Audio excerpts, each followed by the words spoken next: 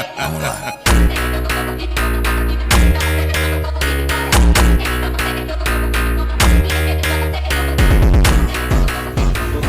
Elçin müəllim, Bəli, qardaş. zəhmət olmasa bir sual var idi. O sual gənə izahını verərdiniz ha. Maraqlı sualdır. Mən izahını sizə göndərəcəm. Təşəkkürlər müəllim.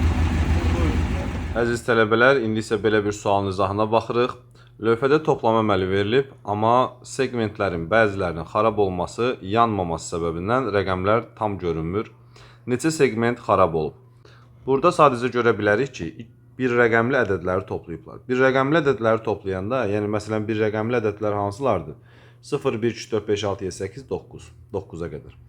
Biz 9 üstə gələk 9 yazsaq belə, heç vaxt bu 20-yə çatmır. Ona görə də belə başa düşürük ki, burada cavab hissəsində alınır 10 neçəsə. Yəni artıq segmentin birinin burada yanmadığını gördük. Digər hissələri əslində bəzi tələbələr ədəd qoyub həll edə bilərlər. Amma ədəd qoymaq istəmirsinizsə, burada düşünməliyəm ki, məsələn, burada yazılan bax bu hansı rəqəm ola bilər? Məsələn, düşünün də 4 ola bilməz.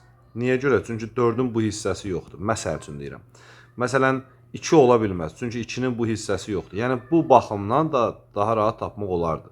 Verilmiş birinci rəqəmə gəlin diqqətlə baxaq. Gördüyünüz kimi elə 6-ya oxşayır. Bunu 6 kimi saxlayıram. Digər verilmiş rəqəmimiz isə, bax, bayaqlarım sizə boşluqlar formasında göstərdim, hansılar ola bilməz. Məsələn, bu 1 ola bilməz, 2 ola bilməz, 3 ola bilərdi. Amma 6-nın üstünə 3 gələndə 9 eləyir. Bir rəqəmli olmalıydı.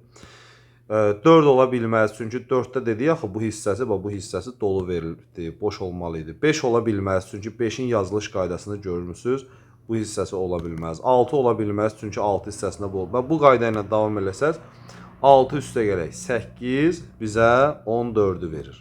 Və yekunda bizə sualda deyirdi ki, neçə segment xarab olub?